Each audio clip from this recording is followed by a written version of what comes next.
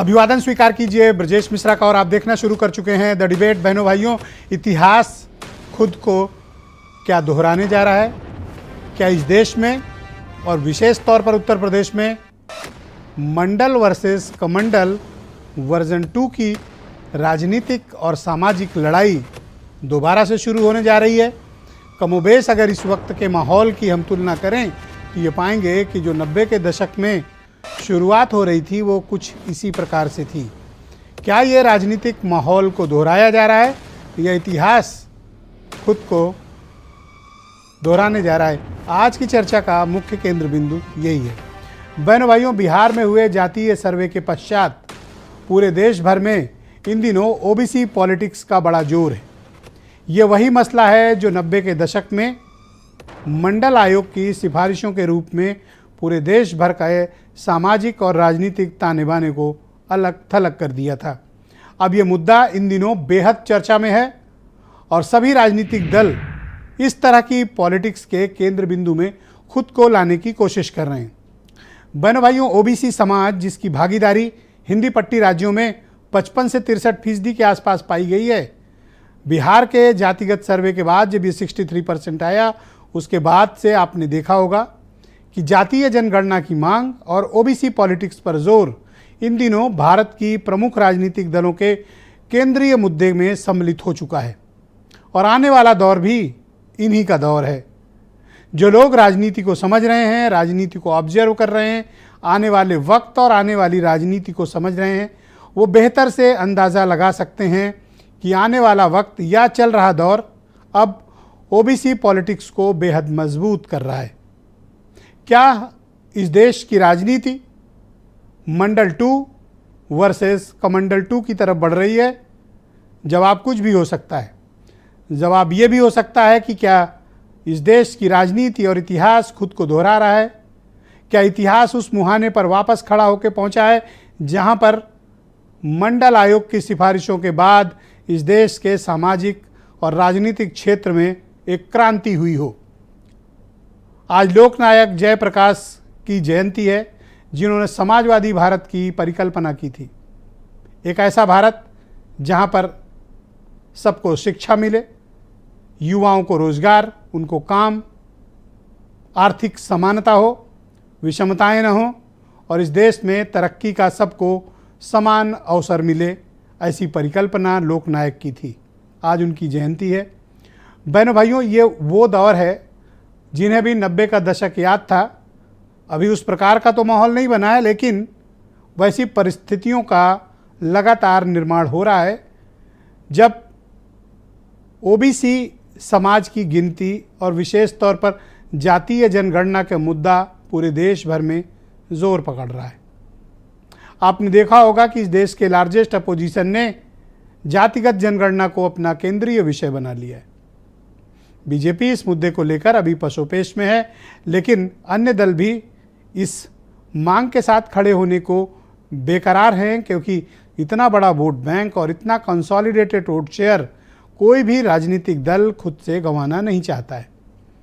इसका परिणाम क्या होगा, इसका अंजाम क्या होगा और क्या ये वाकई में जो हिंदुओं के अनडिवाइडेड वोट शेयर का एक लार्जेस्ट हिस्सा, एक लॉयन शेयर बीजेपी पा रही थी, क्या ये मुद्दा उसमें बीजेपी को चोट पहुंचाएगा और विपक्ष इसमें इतना मुखर क्यों है?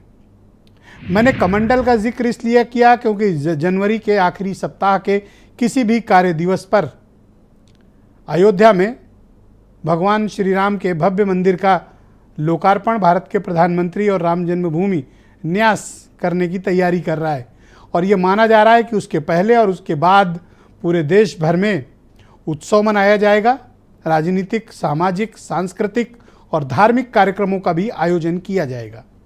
यानी एक तरफ जातीय जनगणना की मांग, जिसको मंडल 2 का नाम दिया जा रहा है, और दूसरी तरफ पुनः राम मंदिर आंदोलन के बाद उस आंदोलन की परिणति एक मंदिर के रूप में।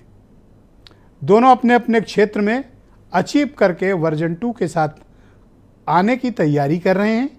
क्या ये मुद्दा कमंडल 2 और मंडल 2 का कारगर होगा और क्या इस देश की जनता इस मुद्दे पर वोट करेगी या फिर उसके मन में कुछ और ही चल रहा है? आज हम इन सारे मसलों का जवाब खोजेंगे। तमाम प्रवक्ता हमारे साथ मौजूद होंगे, विश्लेषक भी होंगे। उनके जरिए हम इस मुद्दे को की कड़ी को सुलझाने की कोशिश करेंगे। आप कुछ स्टेटमेंट सुन लें, फिर आज की डिबेट को हम आगे बढ़ाते हैं। गरीब चाहे वो पिछड़ा हो, गरीब चाहे आदिवासी हो, गरीब चाहे सामान्य वर्ग से हो, हमें सबसे बड़ी जाति मेरे लिए गरीब है। कांग्रेस अब पूरी नई भाषा बोलने लगी है। मेरे परिवारजनों, कांग्रेस के दशकों के शासन ने देश को सिर्फ गरीबी दी है। कांग्रेस ने समाज को जाति के आधार पर बांटने का ही काम किया है। निर्णय लिया है कि हम कास्ट सेंसस को इंप्लीमेंट करेंगे। सिर्फ ये नहीं, मगर ये भी डिसीजन लिया है कि हम बीजेपी पर दबाव डालेंगे और उनसे करवाएंगे। अगर उन्होंने नहीं किया तो फिर उन्हें परे हो जाना चाहिए, क्योंकि देश कास्ट सेंसस चाहता है। जो लड़ाई नेताजी ने, मान्यवर काशीराम जी ने लड़ी, और जिन पर ये दोनों नेता सिद्धांतों पे चल रहे थे, बाबा साहब भीमराव अम्बेडकर, डॉक्टर राम मनोहर लोहिया, हमें उम्मीद है और देश में भी आने वाले समय में इसी तरह जाति जनगणना होकर के उन तमाम जातियां जो पीछे रह गईं सामाजिक रूप से और आर्थिक रूप से, उनको बराबरी में लाने का काम चलता रहेगा। 90 के दशक में जब बहनों भाइयों ये मुद्दा आया था, उसके पश्चात जब आगे बात बढ़ी और 2005-7 तक इस देश और उत्तर प्रदेश की राजनीति बढ़ी, इस तरह के जातीय वर्गों को जोड़ने को एक नया नाम दिया गया, सोशल इंजीनियरिंग। मायावती की तो सरकार ही इस पर बनी, ऐसा दावा किया गया। उसके बाद 2012 में अखिलेश यादव की सरकार बनी इन्हीं सोशल इंजीनियरिंग पे। लेकिन मसला कहाँ से शुरू हुआ था? 90 के दशक से। आज हम इस डिबेट को आगे बढ़ाएंगे। संजय चौधरी भारतीय जनता पार्टी के प्रवक्ता हैं, दीपक रंजन समाजवादी पार्टी के प्रवक्ता हैं, अनिल यादव उत्तर प्रदेश में कांग्रेस कमेटी के प्रवक्ता हैं, और मतीन खान उत्तर प्रदेश में मुस्लिम लीग के अध्यक्ष, चक्रपाणी जी महाराज अखिल भारत हिंदू महासभा के अध्यक्ष हैं, हमें दिल्ली से ज्वाइन कर रहे हैं, और वीरेंद्र सिंह जी हमारे स्टेट हेड। आप सबका शुक्रिया और धन्यवाद इस कार्यक्रम में मेरे साथ शिरकत करने के लिए। संजय चौधरी जी, कार्यक्रम की शुरुआत मैं आपसे चाहता हूं, क्या आप ऐसा मानते हैं और आपकी पार्टी ऐसा विश्वास करती है कि ये मंडल 2 वर्सेस कमंडल 2 का दौर फिर से लौट रहा है? नहीं, हम इसको बिल्कुल नहीं मानते, इस पर बिल्कुल विश्वास नहीं करते। हम केवल और केवल गरीब कल्याण के आधार पर देश के सभी वर्गों की उनकी राजनीतिक महत्व की पूर्ति करने के लिए सार्थक प्रयास करते हैं। आज देश का नेतृत्व पिछड़े वर्ग के हाथ में है, देश के प्रधानमंत्री पिछड़े वर्ग के हैं। एक तरफ ये स्वरूप है, 36 से ज़्यादा मंत्री पिछड़े वर्ग से पहली बार देश के केंद्रीय मंत्रिमंडल के सदस्य बने। ये बताता है कि उनकी राजनीतिक भागीदारी बढ़ रही है। दूसरी तरफ वो स्टेट्स हैं, 36 साल बिहार के अंदर केवल और केवल पिछड़ों का लगातार राजनीतिक नेतृत्व काम करता रहा। लालू यादव, राबड़ी देवी, नीतीश कुमार जी, और ऐसा पूरा नेतृत्व था, वो पिछड़े वर्ग का ही था। वहाँ राजनीतिक नेतृत्व था उनके पास, लेकिन उसके बाद भी सामाजिक आधार पर पिछड़ों का विकास नहीं हुआ, पिछड़ों तक उनकी गरीबी की समस्याओं का समाधान नहीं हुआ। तो समाधान के लिए आवश्यकता है कि निर्णायक रूप से और सच्चाई के साथ प्रयास किए जाने चाहिए। भारतीय जनता पार्टी ने प्रयास करके उन सारे वर्गों को सबका साथ, सबका विकास, सबका विश्वास, सबके प्रयास के आधार पर उनको परिणाम तक पहुंचाया है। और मुझे लगता है जो लोग केवल जाति के आधार पर राजनीति करने के लिए इस प्रकार के सर्वेक्षण का सहारा लेते हैं, उनके स्टेट्स में परिणाम दिखता है कि पिछड़ों की, पर आप ये महसूस करते हैं कि प्रयास नहीं अपोजिशन का बहुत बड़ा हिस्सा जातिगत जनगणना की मांग को उसने सेंट्रल इशूज की तरह से उठा लिया है, कोर इशू की तरह वो उसको डील कर रहे हैं, और बीजेपी इस मुद्दे पर अपनी ओपिनियन को स्पष्ट नहीं कर रही है। इसीलिए इसको कहा जा रहा है कि वो आप पर एक राजनीतिक दबाव बन चुका है। ब्रजेश भाई, इसके दो पहलू हैं। पहलू नंबर 1, जिस बिहार के अंदर ये जातिगत सर्वेक्षण हुआ उसके सार्वजनिक निर्णय के लिए विधानसभा में प्रस्ताव आया। भारतीय जनता पार्टी उस प्रस्ताव के पक्ष में थी। देश के अंदर पहला जातिगत सर्वेक्षण उत्तर प्रदेश में 2001 में राजनाथ सिंह जी की सरकार में भारतीय जनता पार्टी ने कराया, जो सामाजिक न्याय समिति बनी। हुकुम सिंह जी उसके अध्यक्ष थे। ये जो जनसंख्या में पिछड़ों का जो अनुपात है वो भारतीय जनता पार्टी के संज्ञान में है। समस्या को देखने से ज्यादा आवश्यकता है कि समस्या का समाधान किया जाए। भारतीय जनता पार्टी का नेतृत्व इसके समाधान के लिए बड़े प्रयास कर रहा है और उसने प्रयास किए हैं, तभी भारतीय जनता पार्टी के नेतृत्व में देश के अंदर विकास क्या की आप दर बढ़ी है। जातिगत सर्वेक्षण या जातिगत जनगणना इस मांग को स्वीकार करते हैं या इस मांग को आपकी पार्टी खारिज करती है? देखिए, ये मांग सामान्य रूप से जिस पिछड़े वर्ग की जनसंख्या का अनुपात सामाजिक जीवन में सारे बुद्धिजीवियों के पास, सारे सामाजिक लोगों के पास है, लगभग वैसा ही है। लेकिन इसमें एक और पक्ष है। अगर उत्तर प्रदेश या बिहार जैसा सर्वेक्षण उत्तराखंड में कराया जाए तो वहां पिछड़ों की संख्या तो बहुत कम हो जाएगी। तो जब राजनीतिक परिणाम आएगा तो वहां क्या पिछड़ों का आरक्षण कम कर दिया जाएगा? ऐसा ही परीक्षण अगर हिमाचल प्रदेश में कर दिया जाए तो वहां पिछड़ों के आरक्षण को पीछे ले जाने की बात होगी। बहुत सारे स्टेट्स में आदिवासियों की संख्या बहुत ज्यादा है, अनुसूचित जनजातियों की संख्या बहुत ज्यादा है। मुझे लगता है कि जब ये देश के बजाय प्रदेश के स्तर पर जाएगा तो बहुत सारे प्रदेशों में आरक्षण की मांग करने वाले और वर्ग पैदा होंगे। मुझे लगता है कि देश में इससे विभेद बढ़ेगा, राज्यों के बीच में असंतुलन बढ़ेगा और देश के एकीकरण के लिए आवश्यक है कि इसमें पिछड़े वर्ग के लोगों को आगे लाने के ईमानदार प्रयास किए जाएं। हम ईमानदार प्रयास कर रहे हैं और जो भी गरीब है, वो चाहे अगड़ा हो, पिछड़ा हो, दलित हो, सवर्ण हो, सब सारे गरीबों के उत्थान के लिए काम कर रहे हैं। मुझे लगता है कि एक उदाहरण के तौर पर देखें, आपने कहा कि अगर जातिगत जनगणना हुई तो समाज में आपस में विभेद हो सकता है।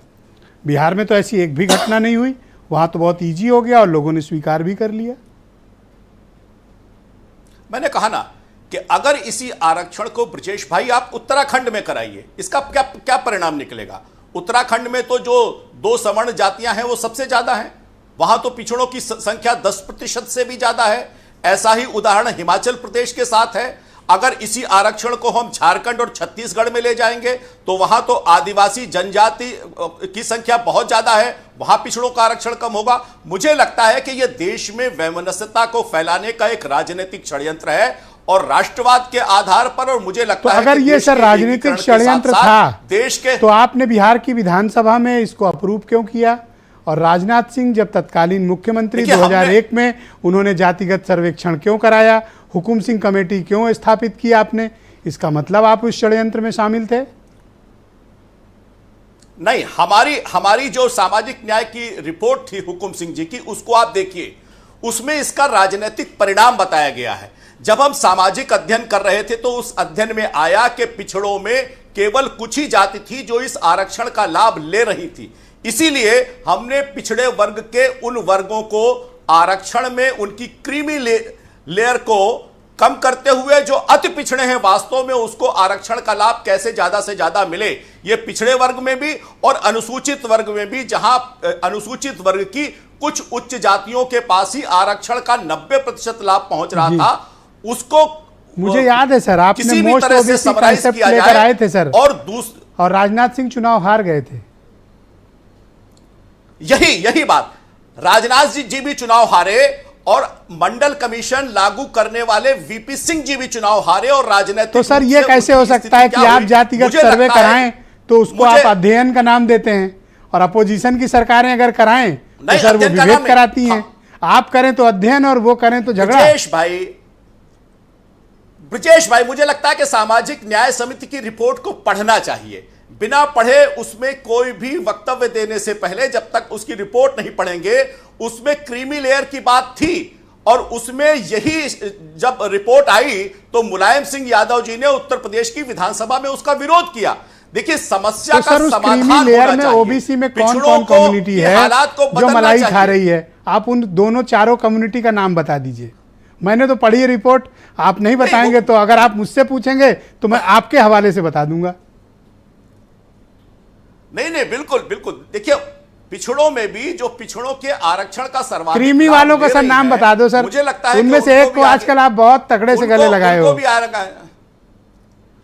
नहीं, जो भी जातियां हैं, मैंने कहा ना कि जो भी जातियां हैं, और पुराना राजनीतिक एक्सपीरियंस इसका क्या बताता है, राजनीतिक रूप से क्या नुकसान होता है। आप भी इतिहास की बात कर रहे थे ब्रजेश भाई, और इतिहास को दोहराने की भी बात आपने की थी। अगर इतिहास दोहराया जाएगा तो वीपी सिंह जी का उदाहरण बहुत बड़ा है, और राजनाथ सिंह जी के नेतृत्व में करने के बाद हमारा भी क्या हाल हुआ ये हमें भी पता है। इसको नोट तो मुझे किया लगता गया है सर, कि इतिहास के आपके इस बात को हमने नोट कर लिया सर। अभी डिबेट में होगा। इस विषय को आगे भी बढ़ाएंगे। दीपक रंजन समाजवादी पार्टी के प्रवक्ता हैं। दीपक जी, इन दिनों जैसा मैंने डिबेट के प्रारंभिक उद्बोधन में भी कहा, क्या इतिहास खुद को दोहराने जा रहा है? क्या आप इसे मानते हैं कि ये जातिगत जनगणना की बात जब से शुरू हुई है और अब मंदिर आंदोलन की परिणति, उसके परिणाम यानी मंदिर के साथ प्रकट हो रहा है, तो क्या ये माने कि ये दौर लौट रहा है? देखिए ब्रजेश जी, आज श्रद्धेय लोकनायक जयप्रकाश नारायण जी की जयंती है। आज मैं उनको सादर नमन करता हूँ। और किस तरीके से आपने देखा होगा JPNIC में आज कार्यक्रम था, लेकिन जिस तरीके से हम लोग को डिटेन करके, नहीं, मैंने आपके अध्यक्ष जी को देखा गेट जी जी जी उनको मार पे आप भी फांदते हुए दिखे थे मुझे वीडियो में। देखिए महापुरुषों, आप ठीक हैं? आपको चोट वोट तो नहीं है? नहीं जी। देखिए महापुरुषों का सम्मान भी नहीं चाहती, बताते सीढ़ी उड़ी लगवा देते संजय चौधरी, आपको फांदे नहीं। अरे इन लोगों ने गेट में ताला जड़ रखा था। बताइए, महापुरुषों का सम्मान करने में भी इन लोगों को दिक्कत हो रही है। हर वर्ष वहां पे समाजवादी पार्टी के राष्ट्रीय अध्यक्ष अखिलेश यादव जी वहां पर जाते थे, हम लोग शालीनता जाते थे, मार्पण करते थे, और उसमें उसके लिए भी इन लोगों को दिक्कत थी। खैर, आज उस डिबेट का टॉपिक वो नहीं है, लेकिन आज जिस तरीके से जो है आज इन लोगों की जुम जाती दिखी, ये समझ में आ गया कि ये भारतीय जनता पार्टी की सरकार पूरी तरीके से आताताई सरकार है, तानाशाही सरकार। बीजेपी से निपटने के लिए ही आप ये जातिगत सर्वे का हथियार लेकर आए? देखिए, बीजेपी तो आज है, समाजवादी पार्टी तो निरंतर कास्ट सेंसस की बातें करती चली आ रही है, लेकिन जब हम इनसे कास्ट सेंसस की बात करते हैं तो इनके हिसाब से कहते हैं कि गरीबी सबसे बड़ी जाति है। चलिए ठीक है, मैं मानता हूं कि गरीबी सबसे बड़ी जाति होगी इनके लिए। ये ED CBI का छापा ये सारे उद्योगपतियों के यहाँ, सबके यहाँ, तो अपने विपक्षी पार्टियों के यहाँ, सबके यहाँ तो डरवाते हैं। मैं तो चाहता हूँ ब्रजेश जी, इनकी भारतीय जनता पार्टी की कह रहे हैं जातिगत जनगणना कराने से समाज में विग्रह पैदा होगा। हालांकि वो अध्ययन वो करते रहते हैं, वो करें तो अध्ययन है, पर आप मत करो। मैं इन्हीं की बात पे आ रहा हूं ब्रजेश जी। मैं इनसे ये पूछना चाहता हूं कि जिस तरीके से ED CPI का छापा आप विपक्षी पार्टियों के नेताओं या उद्योगपतियों के ऊपर आप डालते हो, अगर आपको हकीकत में गरीबी आपके लिए सबसे बड़ी जाती है, तो मैं तो चाहता हूं कि एक ऐसा छापा आप उन गरीबों के यहाँ भी डालो और जाकर के चेक करो कि उसका राशन है कि नहीं है, उसकी बूढ़ी माँ के यहाँ दवाई है कि नहीं है, उसके बूढ़े पिता के लिए दवाई है कि नहीं है। तो कोई एक ऐसा छापा ऐसा भी डालो ना। आज आप आज अपना महिमा मंडप आप करते हो और 56 इंच के सीने की बात करते हो, और आप कहते हो कि 130-135 करोड़ की जनता में मैंने 85 करोड़ के लोगों को, मैंने जो 85 करोड़ लोगों को मैंने मुफ्त में राशन दे दिया। अरे आप रोजगार दो उनको, वो मुफ्तखोर नहीं बनना चाहते हैं। जी दीपक जी, आप उनको रोजगार दो। बहुत शुक्रिया आपका। मैं अनिल यादव को आमंत्रित करता हूं, उत्तर प्रदेश में कांग्रेस कमेटी के प्रवक्ता हैं। अनिल यादव जी, क्या बीजेपी को आप कहते हैं कि बड़ी कम्युनल पार्टी है, सांप्रदायिक मुद्दे उठाती है, हिंदू मुसलमान मंदिर मस्जिद की बात करती है, सामाजिक वातावरण को तनाव देती है बीजेपी, ऐसा आप लोग आरोप लगाते हो? आप भी तो वही कर रहे हो, जातिवाद। ब्रजेश जी, देखिए, हम लोग जातिवाद नहीं कर रहे, हम तो अधिकार की बात कर रहे हैं। और मुझे लगता है कि जब भारतीय जनता पार्टी के प्रवक्ता बोल रहे थे तो उनका दोहरा चरित्र हर पॉइंट पे आपने ही उजागर कर दिया। कुछ पॉइंट्स मैं भी रखूंगा, लेकिन मैं पहले अपनी स्थिति क्लियर कर दूं। देखिए, 65% जो आबादी है वो OBC की है और वो अपने अधिकार के लिए लड़ रही है। राहुल गांधी यही तो कह रहे हैं कि भाई अगर दलितों को मिला ले तो ये 85% हो जाएगी। 65% कहां से ले आए आप? जब बिहार में 63 हैं तो आप कहां से 65% का डेटा ले आए? हम तो कह रहे हैं कि आप जातीय जनगणना करा दीजिए। अगर 65 हो तो 65 बता दीजिएगा, 60 हो तो हम 60 मान लेंगे, लेकिन अगर 55 हो तो 55 कह दिया, नहीं, जो भी होगा माना जाएगा, जो भी होगा माना जाएगा। लेकिन मुझे समझ नहीं आता, जब पिछड़े अपनी 1% बढ़ाने में मुझे लगता है कि लोगों को बड़ी समस्या आ जाती है। इतनी समस्या का मुझे लगता है विषय नहीं है। खैर, मैं उसी बात पे आ रहा हूं। देखिए, ये वो समुदाय है जिसने 2014 में और 2019 में मोदी जी की सरकार बनाई। अगर मैं गलत नहीं हूं तो 2019 में 37% वोट दिया। अब ये वोट खिसक रहा है क्योंकि 10 साल में सबसे ज्यादा ठगा इसी को गया हुआ है। और राहुल गांधी जी ने तो आंकड़ों के साथ ये बात कही, संसद में बताया ना कि देश को चलाने वाले जो 90 सचिव होते हैं, कुल 3 उनमें से OBC हैं। आज देश की 45 सेंट्रल यूनिवर्सिटी में 4% प्रोफेसर OBC है। भाजपा के 10 राज्यों में मुख्यमंत्री है, एक सिर्फ ओबीसी है। तो जब हम अधिकार की बात कर रहे हैं तो इन्हें बुरा क्यों लग रहा है? और अभी ये कह रहे थे कि बिहार की जब बात आप आई तो कि ऐसे हमने कह रहे हैं कि अगर आप विधानसभा- सरकार में आएंगे तो ओबीसी को बहुत कुछ कर देंगे। आप भी बहुत जगह सरकारों में क्या किया है आपने? हम तो उसी गिना की बात दीजिए के लिए मुझे। कह रहे हैं। हमने तो जातीय जनगणना राजस्थान में आदेश कर दिया, छत्तीसगढ़ में जैसे ही, क्योंकि चुनाव आयोग ने तारीखें सर निकाल आपने दी हैं, तो चुनाव जब सरकार घोषित आगे हुआ करेगी। है तब आप बात कर रहे हैं। 5 साल हुकूमत करते समय आपको याद नहीं आया कि ओबीसी को गिनना है? देखिए, समस्या सबसे बड़ी यही है कि कोई अधिकार की बात करता है तो उसमें से उसकी और कमियां निकाली जाती है। इसमें मुझे ये बताइए, इसमें गलत कहां है? जब राहुल गांधी सर कह ये रहे हैं कि बिल्कुल भैया- सही है और मैं इस हक में हूं कि कास्ट सेंसस हो, पर आप इसमें राजनीति कर रहे हो, ये टोक रहा हूं, इसलिए आपको तिलमिलाहट हो रही है। नहीं, जैसे राजनीति संजय का- चौधरी रिएक्ट कर रहे थे, आप ये भी फंसे तो अब आप राजनीति का रिएक्ट कर विषय रहे ही हो। नहीं है। नहीं, आप कह रहे हैं कि राजनीति का उनका विषय नहीं है। दोहरापन, और आप तो ऐसे करें जैसे आपका सिर्फ एक ही पन है। नहीं, देखिए, राजनीति का विषय नहीं है, इसको तो हमें इतिहास से समझना पड़ेगा। अब हमें भारतीय जनता पार्टी के चरित्र पर क्यों भरोसा नहीं है? आप अगर मंडल कमीशन की बात की जाए, मंडल वर्सेस कमंडल ये लोग करते हैं। मुझे बताइए कि क्या भगवान राम ने मना किया है कि भाई हिंदू पिछड़ों को उनका अधिकार ना मिले? नहीं, ऐसा कुछ नहीं है। तो उन्होंने जब अध्ययन किया तो नतीजा ये हुआ कि वो चुनाव हार गए। मुझे भी याद दिला रहे थे और आपको भी याद दिला रहे थे कि केंद्र वाले भी हार गए, राज्य वाले भी हार गए। तो इसलिए इसको लागू करने का कोई आपको फायदा नहीं होगा। आपको वो साइड से वार्निंग दे रहे हैं, उसको समझो। मैं यही कह रहा हूं कि उसके बावजूद भी हम उस बात को मजबूती से रख रहे हैं, क्योंकि हमारे लिए राजनीतिक मुद्दा नहीं है, ये अधिकारों का मुद्दा है। 65% और दलितों को मिला के 85% जो आबादी है, हम उसके अधिकारों के लिए लड़ेंगे, चाहे राजनीतिक हमें फायदा हो या नुकसान हो, इसका हम उसके लिए तैयार बैठे हैं। ऑलराइट अनिल जी, हमारे साथ जुड़े रहिएगा। चक्रपाणी जी महाराज हिंदू महासभा के अध्यक्ष हमें ज्वाइन कर चुके हैं। चक्रपाणी जी, आप देखिए, 2 आंदोलन एक साथ चले और एक की परिणति हुई कि 90 के दशक में मंडल कमीशन की सिफारिशें बीपी सिंह जी ने लागू की थी और तब मंदिर आंदोलन भी शुरू हुआ था जो पीक पर पहुंचा था उस वक्त। अब मंदिर का निर्माण होने जा रहा है। मंडल आयोग की सिफारिशें अब कास्ट सेंसस के रूप में सामने आई हैं। ये इत्तेफाक है या फिर राजनीति खुद को दोहराने जा रही है अपने इतिहास के साथ? देखिए आदरणीय ब्रजेश जी, निश्चित रूप से इस बात को समझिए कि जिस तरह से हिंदुओं में जाति को लेकर के जाति विभाजन किया गया है, कहीं ना कहीं ये जातीय विभाजन जो है हमारे हिंदू समाज को कमजोर करने के लिए जानबूझ के किया जा रहा है और मात्र राजनीतिक स्वार्थ में किया जा रहा है। ये बताइए, मुसलमानों में कितनी सैकड़ों जातियां हैं? उनकी तो मुस्लिमों में सुन्नी शिया हैं, उनसे नाई हैं, उनमें भी धोबी हैं, उनमें भी कई सैकड़ों जातियां है ना सर, पसमानदा बनाया गया है सर, पसमानदा तो एक वर्ग में कर दिया। हिंदू सुनिए, नहीं, पसमंदा को तो एक पसमंदा में भी कई ग्रुप है। पसमंदा तो जैसे ओबीसी कहा जाता है उस तरह पसमंदा कहा जाता है। यहाँ पे तो आप देखिए कि हिंदुओं को जाति जाति में, आज देखिए जिस महापुरुष का जन्मदिन है, अभी हमारे माननीय दीपक रंजन जी ने भी बताया, जयप्रकाश नारायण जी ने संपूर्ण क्रांति का बिगुल बजाया और सत्ता में बैठी हुई जो एक विश्व की नेता थी इंदिरा जी, उनको तक सत्ता को हटा दिया। उन्होंने जाति का नाम नहीं लिया, उन्होंने उनको लोकनायक कहा गया, यानी संपूर्ण सबका नेतृत्व उन्होंने करने का काम किया।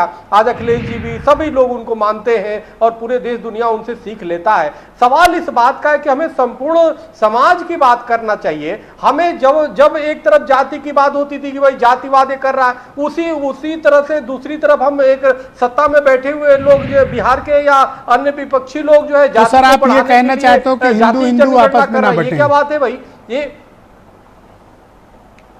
बिल्कुल नहीं बंटना चाहिए, किसी को नहीं बंटने देना चाहिए, इससे समाज कमजोर होगा। या अगर जो गिनती करनी है तो अमीरी गरीबी के आधार पे करो, जो आर्थिक रूप से कमजोर हो उसको संरक्षण मिलना चाहिए, उसको आरक्षण मिलना चाहिए, उसको पूरी तरह सुविधाएं मिलनी चाहिए। कि जाति अगर पिछड़ा शोषित समाज अगर अपने अधिकार की मांग कर रहा है कि भैया हमको गिन लो और हमारी गिनती के हिसाब से हमको कुछ दे दो, तो क्या तकलीफ है इसमें नहीं आचार्य जी?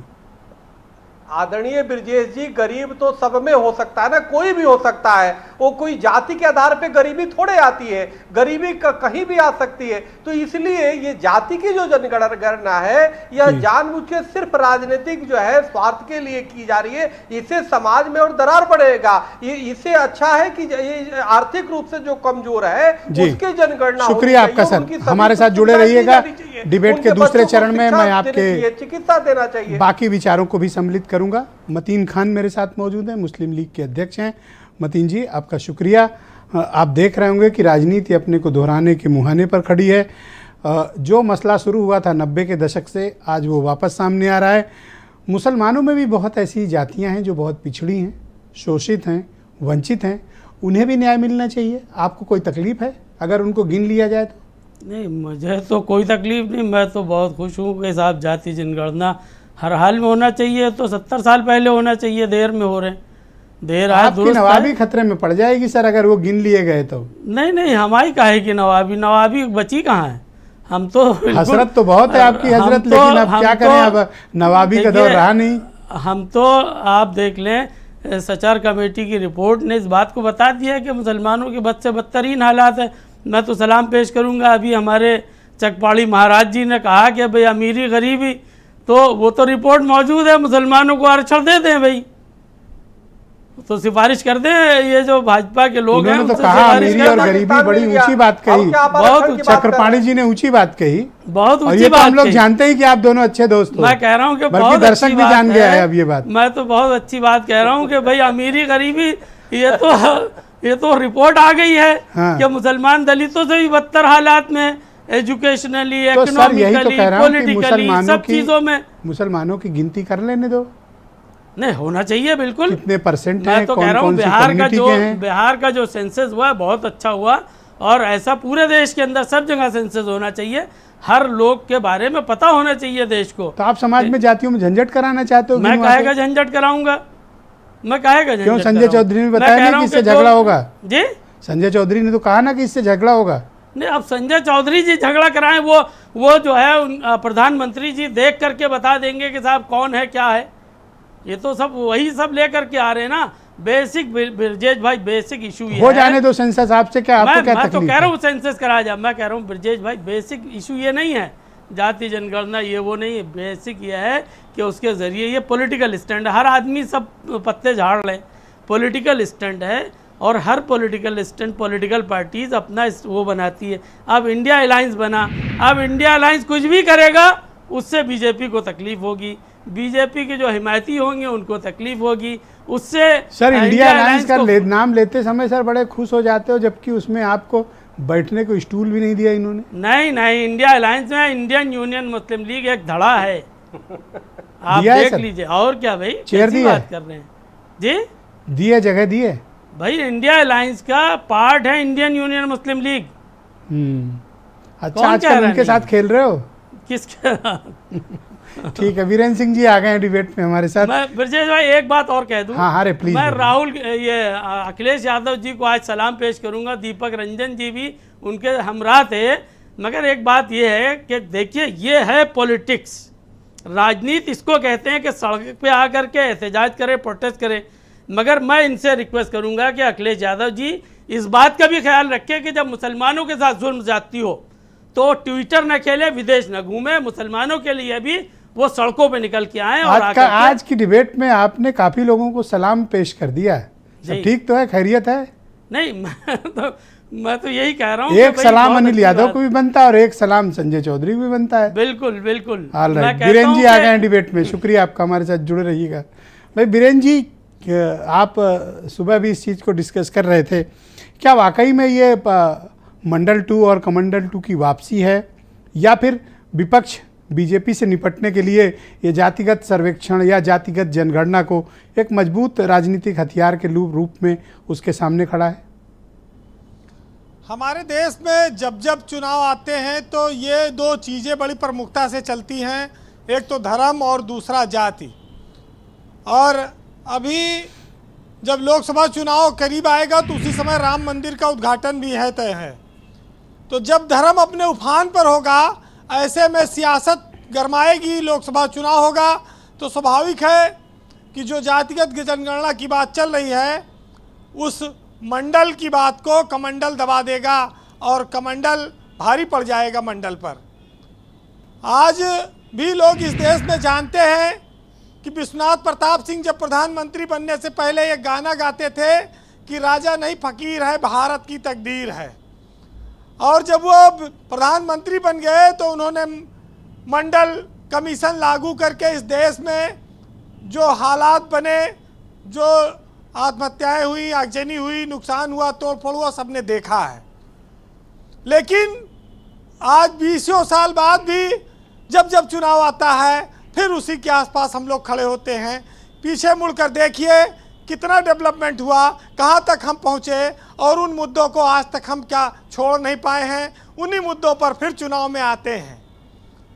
अब ये या तो दूसरे शब्दों में कहें कि ये नेताओं को बड़ा पसंद है, ये उनका हथियार है जनता पर चुनाव में इस्तेमाल करने के लिए, इसलिए वो इसको छोड़ना नहीं चाहते।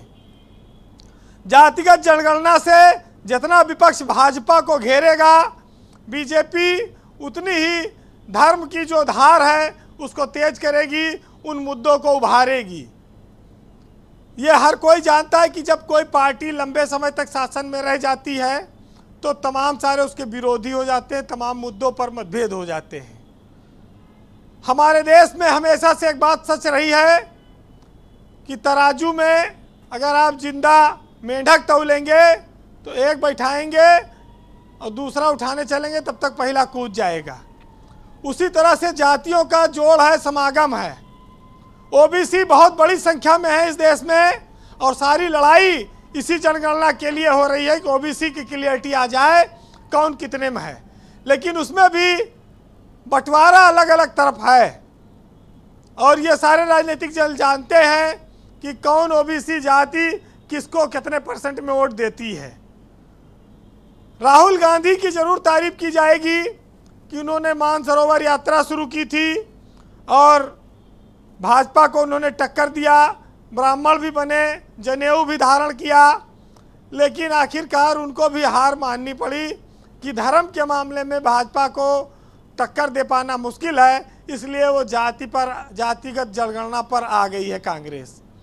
तो ये भी एक उनके सामने एक बड़ा हथियार है। उत्तर प्रदेश के बाहर बीजेपी के सामने कांग्रेस ज़्यादा मजबूती से लड़ रही है, लेकिन उत्तर प्रदेश में अभी उसको करिश्मा होना बाकी है। अभी चुनाव आते आते किस स्थिति में कांग्रेस रहेगी ये देखना होगा, क्योंकि समाजवादी पार्टी यहाँ गठबंधन की सबसे बड़ी पार्टी है। ब्रजेश जी, हम लोग इस देश में जब से पैदा हुए हैं, जितने लोग बैठे हैं, गरीबी हटाओ, गरीबी मिटाओ, गरीबी हर समाज में है, ये सुनते आए हैं, लेकिन ना गरीबी हटती है न मिटती है। गरीबी हटाते हटाते इस देश के नेता करोड़पति और अरबपति होते गए और अकूत संपत्तियां बनाते गए, लेकिन गरीबी वहीं की वहीं रह गई, वो नहीं हट पाई। तो ये जो जाति और धर्म की बातें हैं, ये चुनाव जैसे ख़त्म हो जाएगा फिर इस पर नेता ही नहीं बोलेगा जो जीत के जाएगा, वो अपने ही लोगों से कहेगा चुप रहो, ये संवेदनशील मुद्दा है तो इस पर ज़्यादा ना बोलो। अभी तो खुल के ललकारा जाएगा। और चुनाव में उत्तर प्रदेश में तो देखिए धर्म के नाम पर अली और बजरंगबली, शमशान, कब्रिस्तान, बहुत सारी चीज़ें होती रही हैं और होंगी और देखने को मिलेगी। संत महात्मा हमारे आदर्श रहे, साधु संत, लेकिन अब उन्होंने भी जान लिया है कि इस मंदिर में ज़्यादा बहुत कुछ रखा नहीं मंदिर मस्जिद में, तो इसलिए ये जो धर्म गुरु हैं, संत हैं, मुस्लिम समाज के लोग हैं, ये सब राजनीति की ओर देखने लगे हैं कि वहाँ चलो, वहाँ संसद में ताकत भी है, मज़ा भी है, पावर भी है, तो वहाँ सब कुछ मिलता है। इसलिए तमाम सारे इस तरह के धार्मिक कार्यों से जुड़े लोग भी सियासत में आने लगे हैं। हमारे यहाँ एक चीज़ और सच्चाई है कि राजनीति की भाषा में, भाषा की रचना ऐसी है जिसमें झूठ को हमेशा सच बताया जाता है और सच का बड़े सम्मान के साथ उसकी हत्या कर दी जाती है, और सियासी फायदे के लिए ये सब किए जाते रहे हैं। लेकिन जो लोग धर्म और राजनीति का घालमेल करके फ़ायदा उठाने में लगे हैं, वो ये जान लें कि इस देश में भगवान श्री रामचंद्र जी ने कभी अपने नाम के आगे सिंह नहीं लिखा, कृष्ण ने कभी अपने नाम के आगे यादव नहीं लिखा, परशुराम ने कभी अपने नाम के आगे ब्राह्मण नहीं लिखा, महावीर स्वामी ने कभी अपने नाम के आगे जैन नहीं लिखा। फिर भी हमको लोग बांट रहे हैं। कौन लोग हैं? सियासत में सब कोई जानते हैं, लेकिन ज़रूरत आज इस बात की है कि एक बनो, अनेक नहीं। अनेक की ज़रूरत नहीं है। तो ये सब बातें हैं, थोड़ी आदर्शवादी हैं। अब थोड़ा शेरो शायरी पर आइएगा, सुनिएगा कि जिसको अब भी हो सियासत पे यकीन, उसको ये मुल्क दिखाया जाए। और वक्त के साथ ना ये चल पाया, अब एक खुदा फिर से बनाया जाए।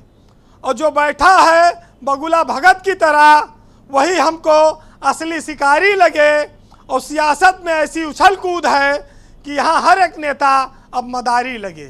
बहुत बहुत शुक्रिया वीरेंद्र जी, बहुत बहुत धन्यवाद ग्राउंड जीरो से अपने इनपुट और फीडबैक हमें इस बेहद महत्वपूर्ण सामाजिक और राजनीतिक मसले पर उपलब्ध कराने के लिए। बहन भाइयों, इस पर चर्चा को आगे बढ़ाते हैं। उत्तर प्रदेश में भारतीय जनता पार्टी के प्रवक्ता संजय चौधरी मेरे साथ इस वक्त मौजूद हैं। संजय जी, जिस तरह के ओपिनियन डिबेट के प्रारंभिक चरण में प्राप्त हुई है, ऐसा प्रतीत होता है कि भारतीय जनता पार्टी इस मसले को लेकर अभी अपनी ओपिनियन आप हालांकि स्पष्ट कर चुके हैं, लेकिन ये ओपिनियन धीरे धीरे आपको घेरता जा रहा है और जो 5 राज्यों के चुनाव हैं, आपको इसमें भी जवाब देना पड़ेगा इस मुद्दे पर। देखिए ब्रजेश भाई, मैंने अपनी शुरुआत में ही कहा कि देखिए, किसी भी रिपोर्ट के आने के बाद क्या होगा, उस पर कार्रवाई तो होगी, उस पर प्रयास ही तो होंगे।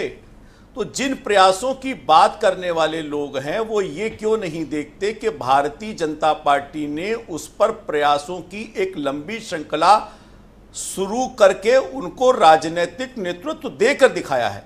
ये ऐतिहासिक अवसर है जब भारतीय जनता पार्टी के केंद्र के मंत्रिमंडल में 36 ऐसे लोग हैं जो पिछड़े वर्ग से हैं। ऐसा पहले कभी नहीं हुआ भारत के इतिहास के अंदर। भारत का जो नेतृत्व है आज पिछड़ों के हाथ में है। देश के जो राष्ट्रपति हैं वो अनुसूचित जनजाति की हैं। ये वही वर्ग हैं जिन वर्ग को आगे लाने की बात कर रहे हैं। और एक दूसरा उदाहरण है कि बिहार के अंदर 36 वर्ग तक उस पिछड़े वर्ग की जिसकी ये मांग कर रहे थे, उन्हीं के हाथों में सत्ता थी। लेकिन उसके बाद भी पिछड़े, अति पिछड़े, दलित, अति दलित लोगों के सामाजिक स्तर में परिवर्तन नहीं हुआ। तो ये राजनीतिक रूप से 2 मॉडल हैं जो खड़े हुए हैं। आपके कहने का तात्पर्य ये है मुझे लगता है कि अगर नेतृत्व पिछड़ों के हाथ में रहता है, बिहार का आप दूसरी बार जिक्र कर रहे हैं, तो पिछड़े समाज को वो अपलिफ्ट नहीं करा पाते हैं, यही कहना चाहते हैं? देखिए, मुझे लगता है कि नेतृत्व की ईमानदारी ही तो देखी जाएगी। बिहार के अंदर जिन लोगों के पास राजनीतिक सत्ता थी, उन्होंने अपने वर्ग के लोगों को ही आगे लाने का काम नहीं किया। परिवारवाद के आधार पर उन्हीं के संरक्षण की बात की, उन्हीं को आगे बढ़ाया। और पिछड़ों की, गरीबों की बात करने वाले वे राजनेता जिन्होंने जीवन भर कोई व्यवसाय नहीं किया, आज करोड़पतियों के करोड़पति बनकर सामने खड़े हो गए हैं।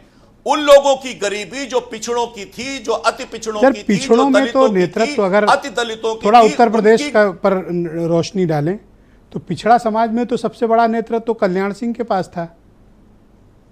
तो आपके हिसाब से तब तो वो भी पिछड़ों को अपलिफ्ट नहीं करा पाए?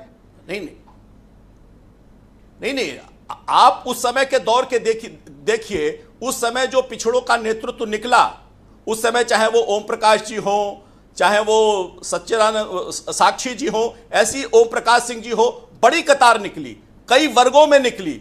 उसमें उनकी जाति के अलावा भी नेतृत्व उभर कर आया। लेकिन अगर ऐसे परिवारवादी दलों के पास यहाँ विषय नेतृत्व किस व्यक्ति को मिला, यह महत्वपूर्ण नहीं है। मेरा तात्पर्य यह है कि समाज में जो शोषित, वंचित, पिछड़ा वर्ग है, उसके घर घर लोगों को, हर एक व्यक्ति को कैसे अपलिफ्ट कराया जाए, हमें तो इस पर चिंतन करना चाहिए, ना कि टोकन और ट्रॉफी की तरह कुछ व्यक्तियों को कुछ पद दे देना। नहीं, वही मैंने कहा। देखिए ब्रजेश भाई, जिन योजनाओं को हम, आखिर सरकार किसी भी वर्ग को, किसी भी समुदाय को अपलिफ्ट कैसे करेगी? वो योजनाओं के माध्यम से करेगी। और अगर उन योजनाओं का क्राइटेरिया पहली ही बार में केवल गरीब होगा, तो जो भी गरीब होगा, किसी भी वर्ग का होगा, वो अगड़ा होगा, पिछड़ा होगा, वो दलित होगा, वो अति दलित होगा, उसको लाभ मिलेगा। और भारतीय जनता पार्टी की एक भी योजना ऐसी नहीं है जो इसमें भेदभाव तो सर आप ये खुलकर कह रहे हो कि आप जातिवाद की राजनीति में कतई विश्वास नहीं करते हो सर? नहीं, निश्चित रूप से पिछड़ों को, गरीबों को आगे आना चाहिए, इसलिए हम प्रयास करते हैं। लेकिन देश में और आप जातिवाद वाली कोई राजनीति नहीं करते सर? नहीं, हमने कहा ना, देश उनको पसंद करता है जो जाति की राजनीति नहीं करते। कांग्रेस का वो दौर याद कीजिए। सर आप पसंद करते हो या नहीं, इतना क्लैरिटी दे दो मुझे, फिर मैं आगे बढ़ूं। सर आप पसंद करते हो नहीं? हम सभी गरीबों को आगे बढ़ाने के ईमानदार प्रयास करते थे, करते हैं और अपनी योजनाओं के माध्यम से करते रहेंगे। और जाति व्यवस्था पर आपको कोई यकीन नहीं है, यह भी आप क्लियर कर रहे हैं? नहीं, निश्चित रूप से हम तो राष्ट्रवाद में विश्वास करते हैं, राष्ट्र में रहने वाले सारे लोगों के उत्थान की बात करते हैं। सभी हम सबका साथ, मैं जातिवाद की बात कर रहा हूं, आप क्यों स्किप कर रहे हो इससे? आप कह दो, एक लाइन में बात खत्म हो जाए कि आप जातिवाद नहीं मानते हो। नहीं, निश्चित रूप से हम केवल राष्ट्रवाद मानते हैं, जातिवाद नहीं मानते हैं सर? नहीं। तो सर जातिवाद नहीं मानते हैं तो पिछले चुनाव में 45 दिन तक लगातार लखनऊ के विश्वेश्वरैया सभागार में 45 दिन कोई ऐसी जाति नहीं बची थी ओबीसी की जिस जाति के नाम से आपने सर सम्मेलन न किया हो। बस मैं वही कंफर्म कराना चाह रहा था आपसे। नहीं ब्रजेश भाई, देखिए, नाई समाज, पाल समाज, गड़रिया समाज, कुम्हार समाज, प्रजापति समाज, गौड़, बिंद, कोई नहीं छोड़ा था आपने सर। ब्रजेश भाई, वो इसीलिए नहीं छोड़ा था क्योंकि हम सबका साथ, सबका विकास की बात करते हैं। सर यही तो जातिवाद है सर, हम ये जातियों का सम्मेलन कर रहे हो सर। नहीं, ये जातिवाद नहीं है। हम सबके बीच में जाने की बात करते हैं, सबको स्पर्श करते हैं, राजनीतिक अस्पृश्यता में नहीं विश्वास करते। जो भी वर्ग होगा, जो भी जाति होगी, जो भी समुदाय होगा, सबके बीच आप कभी अध्ययन का और कभी राष्ट्रवाद का नाम देते हैं, और एक फार्मूला आप रखते हैं जो अपोजिशन पे लगाते हैं। ब्रजेश भाई, मैंने कहा ना कि हम राजनीतिक अस्पृश्यता में नहीं विश्वास करते, इसीलिए लोग चाहे जो कहें, हम मुस्लिम समाज के बीच में भी जाते हैं, बिना किसी भेदभाव के जाते हैं। बहुत धन्यवाद। मैं दीपक रंजन को आमंत्रित करता हूं। दीपक रंजन जी, आपने क्या किया? आपकी पार्टी की सरकारें रहीं 4-4 बार, आपके यहाँ तो पिछड़ा ही नेतृत्व रहा, आपने समाज के लिए क्या किया? देखिए ब्रजेश जी, हमें आधा मिनट आपसे थोड़ा सा ज्यादा बिल्कुल दे लीजिए। जैसे अभी हमारे संजय चौधरी भाई साहब बोल रहे थे, हम जब भी इनसे स्वास्थ्य, शिक्षा, बेरोजगारी, महंगाई की और जाति जनगणना की बात करते हैं, ये हर चीज को घुमा फिरा करके धर्म पर ले आते हैं। पर संजय चौधरी की एक खूबी है कि वो सवालों से भागते नहीं है, जवाब देते हैं। देखिए, राजनीति एक अल्पकालीन धर्म है, लेकिन धर्म एक दीर्घकालीन राजनीति है। लेकिन भारतीय जनता पार्टी के लोग राजनीतिक लाभ लेने के लिए, कम समय के लिए, अल्प समय के लिए राजनीति में धर्म को ले आते हैं, सिर्फ अपना पॉलिटिकल माइलेज लेने के लिए। देखिए, आदरणीय लोहिया जी कहा करते थे कि हाशिए पे कई जनता का जब तक राजनीतिकरण नहीं होगा तब तक उनकी समस्याओं का समाधान नहीं हो सकता। और आज राजनीति में किस तरीके से पूंजीपति, उद्योगपति, बड़े घराने के लोग, माफिया और इस तरीके से कितने लोग हावी हो गए हैं, तो आज आगे वो हो गए हैं, और जो हाशिए पर गए लोग हैं वो आज राजनीति से बहुत दूर चले गए हैं। तो जब तक हाशिए पे गए लोग, वो लोग राजनीति में, या वो लोग इस तरीके की सरकार चुनते रहेंगे, तो निश्चित रूप से वो हाशिए पे जाते रहेंगे। विजय जी, बस आधा मिनट में मैं अपनी बात खत्म करूंगा कि जब ब्रिटिशर्स का राज था, जब ब्रिटिशर्स की हुकूमत थी, तो इंडिया बहुत मजबूती के साथ एकजुट हो रही थी, यूनाइट हो रही थी। तो ब्रिटिशर्स बड़े परेशान हो गए, हैरान हो गए कि तो इंडियंस बड़ी मजबूती के साथ ये लोग यूनाइट हो रहे हैं। तो उन्होंने एक मीटिंग ऑर्गेनाइज की। उस मीटिंग में ये निकल के आया कि भाई ये इंडियंस कैसे इतना यूनाइट कैसे हो रहे हैं। तो उन लोगों ने कहा कि साहब ये सब धर्म के नाम पे ये लोग यूनाइट हो रहे हैं। तो उन्होंने कहा कि फिर इनको अलग कैसे किया जाए। तो उन्होंने कहा कि जैसे धर्म के नाम पे ये यूनाइट हुए हैं, वैसे ही धर्म के नाम पर इनको आप अलग भी कर सकते हैं। तो आज कमोवेश वही स्थिति भारतीय जनता पार्टी की सरकार में दिख रही है कि जो ब्रिटिशर्स, तो सर आप जाति के नाम पर भी तो अलग कर रहे हो। चक्रपाणी जी की तो चिंता जायज है। चक्रपाणी जी, आदरण चक्रपाणी जी, आप भी कौन सी कमी छोड़ते हो सर? मैं ये तो जाति सम्मेलन किए थे, आपके यहाँ तो उप जाति सम्मेलन भी हुए हैं। आप 30-35 हुए, मैं नाम बताऊंगा सर, पढ़ के आऊं सर सबूत के साथ। नहीं, आप बिल्कुल सही कह रहे हैं, मैं इससे पीछे नहीं हट आपने रहा। उपजाति के भी सम्मेलन किए थे सर। नहीं, हम तो चाहते ही हैं कि कैटेगरी में सब कैटेगरी जो है वो आगे आए। हम तो बार बार इसकी मांग कर, अभी आदरणीय चक्रपाणी जी ने कहा, श्री राजेश श्रीवास्तव जी ने, उन्होंने बताया। तो आप मतलब जातिवाद की राजनीति मानते हैं? नहीं, हम देखिए, मैं जातिवाद पे मैं नहीं चाहता, हम तो ये चाहते हैं कि आर्थिक, सर ये उपजाति की राजनीति तो करते हो, आर्थिक आप आधार स्वीकारने में गुरेज है। मैंने देखिए लोहिया जी ने सदैव कहा ना कि हाशिए पे जो लोग पड़े हैं, हाशिए पे जो लोग हैं सर, या तो लोहिया जी की बात कर लो आप, और या तो फिर जातिवाद और उपजातियों वाली बात कर लो। नहीं, मैं उपजाति और लोहिया जी को आप जातिवाद से कृपया न जोड़ें। देखिए, मैं जातिवाद की बात, देखिए जाति, वो तो सवर्ण जाति से आते थे, लेकिन उसके बाद देखो उनको भी आप सवर्ण बता रहे हो। उसके बाद उन्होंने नारा दिया था, हमारे देश के सोशलिस्टों ने बांधी गांठ, आप उनको जाति पिछड़े पावे 100 में 60, ये उन्होंने नारा दिया था, सोशलिस्टों ने।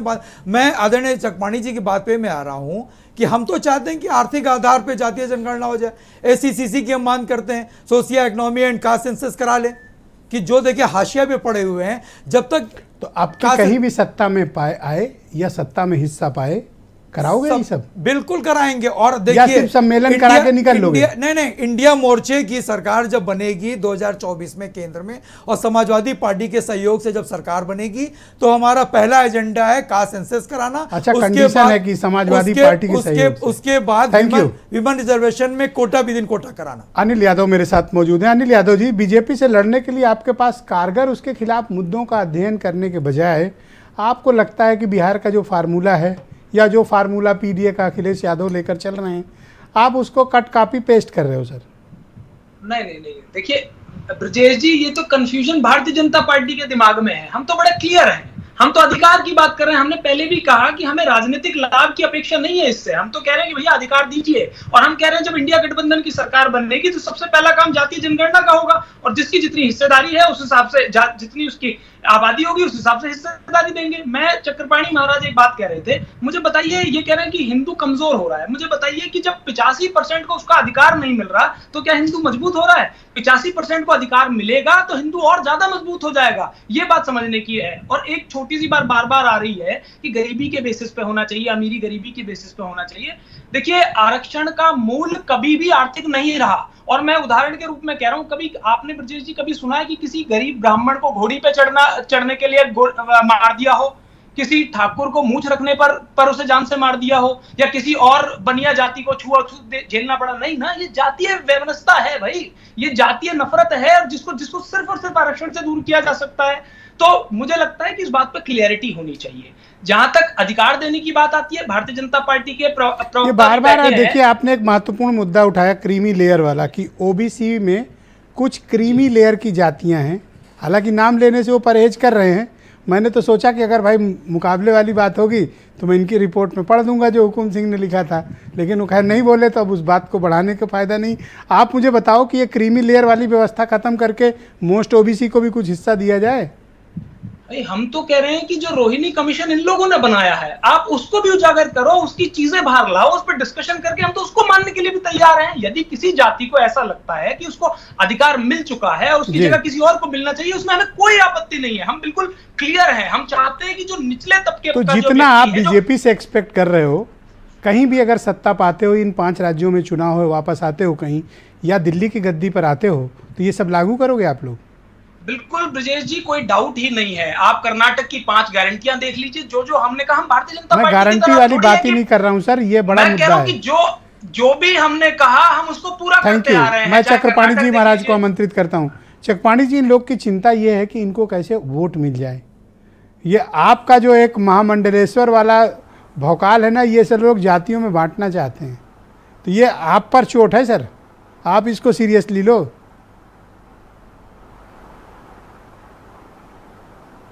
ब्रजेश जी, देखिए कुछ भी हो जाए, देखिए जातिवाद किसी भी तरीके से उचित नहीं है, और जाति के माध्यम से जो पार्टियां या कोई भी सत्ता में रह के या विपक्ष में रह के उसकी प्रगति की बात करता है तो बेमानी बात है। क्योंकि आर्थिक रूप से अगर संपन्न बनाना है, सक्षम बनाना है, तो आर्थिक रूप से जो गरीब है उसको ध्यान देना चाहिए और उस पर करना चाहिए। अभी हमसे पहले वक्ता ने कहा कि किसी को आपने देखा है कि किसी ब्राह्मण को घोड़ी पे चढ़ते हुए रोका गया हो। अरे भाई, कितने ब्राह्मणों पे अन्याय हो रहा है, सरेआम उन पे SC एक्ट लगा दिया जाता है, कितने भूमिहारों पे लगा दिया जाता है, कायस्थों पे लगा दिया जाता है, छतरियों पे, और 80-90% फॉल्स होता है। तो कैसी बात कर रहे हैं लोग, दुरुपयोग भी कर रहे हैं कानून का, और लोग बेचारे सालों तक जेल में सड़ते हैं। तो मेरे कहने का मतलब ये है कि देखो हर जगह अच्छे लोग भी है, किस राज्य में ये भूमिहारों को, ब्राह्मणों को, कायस्थों को और क्षत्रियों को परेशान किया जा रहा है चक्रपाणी जी?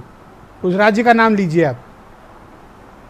नहीं बिल्कुल, देखो मेरे कहने का मतलब यह है, देखो परेशान दलित समाज को भी हो सकता है, ये मैं नहीं कह रहा हूं। मेरे कहने का मतलब कि जो जहां ऐसे होते हैं कि किसी को परेशान करने के पीछे नहीं हटता, तो परेशान करने वाला एक अलग ही समुदाय, उसको छोड़ो। बात ये करो कि आर्थिक रूप से जो कमजोर हैं उनको कैसे प्रगति हो, उनका कैसे उत्थान हो। आप जाति के दृष्टि से देखो, जैसे केंद्र सरकार ने क्या किया, केंद्र SC/ST एक्ट पे बिना जांच के गिरफ्तारी पहले नहीं होती थी, माननीय सर्वोच्च न्यायालय ने भी रोक लगा दिया था, लेकिन केंद्र सरकार ने उसको कानूनी बना दिया। अब बिना जांच के ही गिरफ्तार, कितने हमारे पास फोन आते हैं कि बेचारे बुजुर्ग वो SC/ST कोई लगा दिया और वो जेल चले जाते हैं, बाद में पता चलता है वो फाल्स होता है। तो इस तरह से कितनी अन्याय की कभी आपने आवाज उठाई क्या, उनके लिए कभी बोला है क्या? सवाल है किसी पे अन्याय नहीं होना चाहिए, चाहे कोई भी जाति के आधार पे। जी शुक्रिया। बताइए भाई मतीन खान, ये लोग तो कह रहे हैं कि सहमत नहीं है बीजेपी, भाई मैं तो कह रहा हूं, और चक्रपाणी जी को भी लगता है कि भाई अनिल यादव जी, दीपक रंजन जी ने जो कहा है कि भाई जाति जनगणना होना चाहिए, तो बहुत अच्छी बात है कि बहुत सालों से ये कमज़ोर तबकात जो भी हैं इस मुल्क के अंदर, चाहे वो किसी अच्छा भी आपको बहुत मजा आता है उन मुद्दों पर जिस पे बीजेपी गिर जाती है? नहीं नहीं मुझे बड़े मजे से बोल रहे हो। वो क्या करें, क्या मातम करके बोले? ब्रजेश भाई मातम करे, सीना पीटें, क्या करें? मुझे तो वो तकलीफ होती है कि जब जो मुसलमानों के 85% वोट लेने वाले लोग, जब उनके यूनिवर्सिटी पर उनके बकरा चोरी, मुर्गा चोरी पे जब जेल में डाला जाता है, उनके पूरे परिवार को तबाह बर्बाद कर दिया जाता है, जब एक्स एमएलए एक्स MP को गोली से पुलिस कस्टडी में मार दिया जाता है, समाजवादी पार्टी के एमएलए जब कानपुर में रो रहा है, जब उसके लिए समाजवादी पार्टी के लोग, अखिलेश यादव ट्विटर करते हैं और उसके लिए सड़कों पे नहीं निकलते, ये मुझे अचंभा होता है, ये तकलीफ होती है। क्यों नहीं निकलते हैं? आज जिस तरह से निकल के आए हैं, क्यों नहीं निकल के आए मुसलमानों के लिए जो 85% वोट दे रहा है उनको? क्यों? और अपने सारे काम के लिए निकल के आ जाएंगे रोड पर, सड़क पर। मैं दीपक रंजन जी बैठे हैं, बीजेपी से तो आपने एक बार भी नहीं पूछा कि वो इतनी ज्यादती करते ही क्यों हैं? सारी तकलीफ आपको कांग्रेस और सपा से है। उनको वोट नहीं दिया, मैं क्यों सवाल करूं? ब्रजेश भाई को मैंने 10 रुपए दिए तो मैं 10 रुपए का सवाल करूंगा। मुझे तो 98 न दिया आपने कभी। पार्टी को मुसलमानों ने वोट दिया है, तो इसलिए समाजवादी पार्टी से कह रहे हैं कि अब आने वाला स्टैंड क्या होगा, जब मुसलमानों के साथ जुल्म ज्यादती होगी तो क्या खड़े होंगे? सर कितनी भी कोशिश कर लो, आपको उत्तर प्रदेश का मुसलमान चिमटे से भी छूने को तैयार नहीं। ना छुए, मुझे 100 वोट नहीं मिलते सर, आपको 100 वोट। हमें 100 वो एक ना वोट मिले, हम तो वॉइस हैं, हम तो इनको आईना दिखा रहे हैं ना, कि समाजवादी पार्टी इस बात को एश्योर करे कि जैसे इनके साथ हो रहा है, जब मुसलमानों के साथ हो तो सड़कों पर निकल के आए, और अगर सड़कों पे आगे नहीं निकल के आएंगे तो उसका मुसलमान भी उनका कड़ा जवाब देंगे। सिर्फ आप ही जवाब दे रहे हो, मुसलमान तो उनके साथ आने वाला वक्त बताएगा ना। जब मुसलमानों के साथ खेला जाएगा, तो जैसे कांग्रेस को कड़ा जवाब दिया था बहुत सालों तक, कहाँ कड़ा जवाब दिए हो जरा बताओ तो? कहाँ कड़ा जवाब दिए हो? अरे आप देख लिए। चलिए खैर, धन्यवाद, बहुत बहुत शुक्रिया, बहुत बहुत शुक्रिया आपका, धन्यवाद, बहुत बहुत धन्यवाद। और मैं अपने सभी अतिथियों का बहुत शुक्रगुजार हूं कि आप सब आज शाम को अपना समय निकालकर डिबेट में सम्मिलित हुए। बहनों भाइयों, आप सबका भी धन्यवाद कार्यक्रम देखने के लिए। नमस्कार।